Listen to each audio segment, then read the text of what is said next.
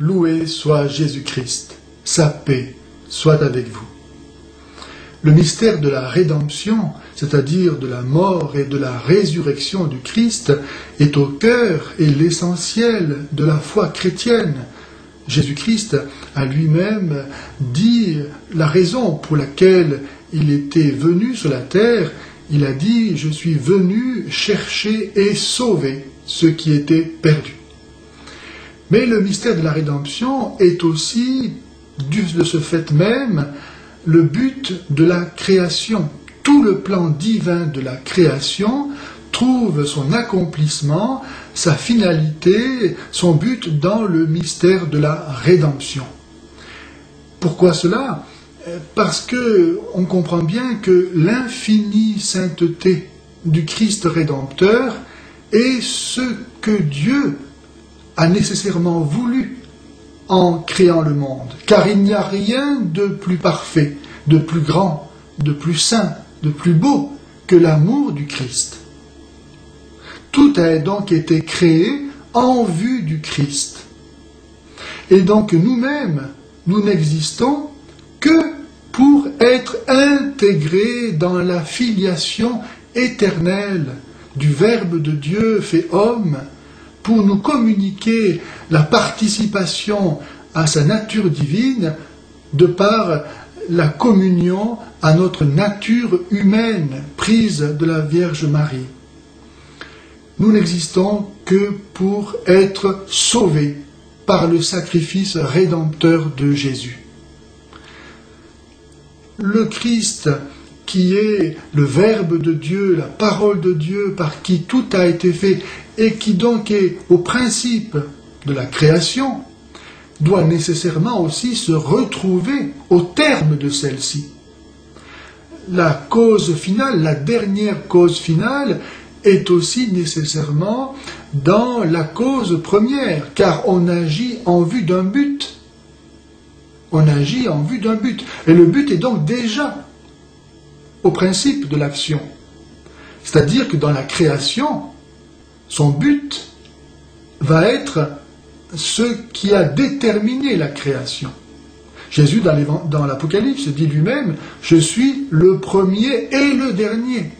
Je suis l'alpha et l'oméga. » Et donc le but de la création, c'est le Christ, tout aussi vrai que le Christ, Verbe de Dieu, est à l'origine, au principe de la création.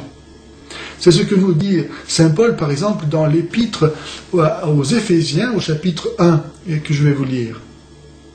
« Béni soit le Dieu et Père de notre Seigneur Jésus-Christ, qui nous a bénis par toutes sortes de bénédictions spirituelles aux cieux dans le Christ.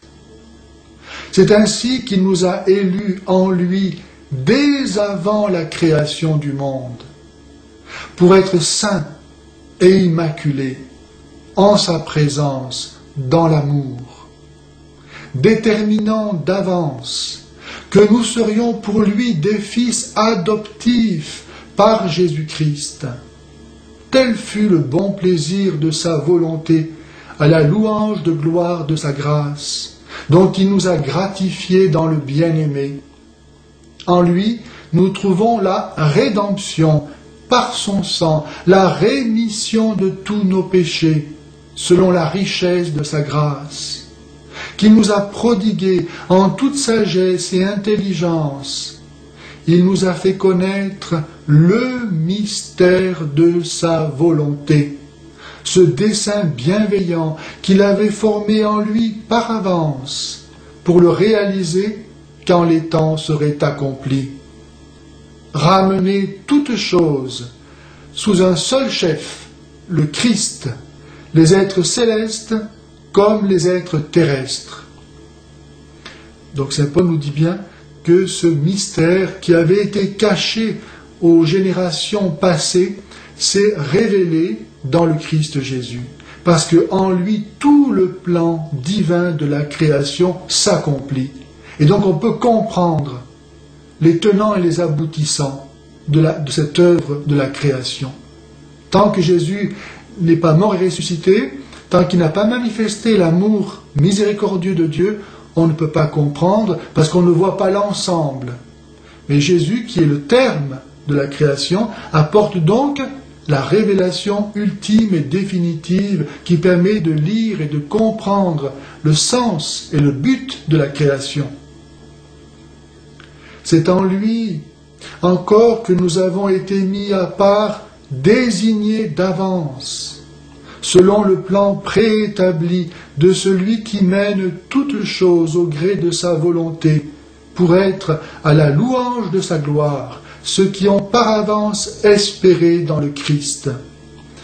Saint Paul nous dit très clairement que Dieu donc nous a prédestinés à être intégrés dans la filiation éternelle du Verbe de Dieu fait chair, afin d'hériter de son amour éternel qu'il a, lui, Dieu, pour son Verbe, pour son Fils. On pourrait citer encore d'autres passages, évidemment, du Nouveau Testament qui expriment cela.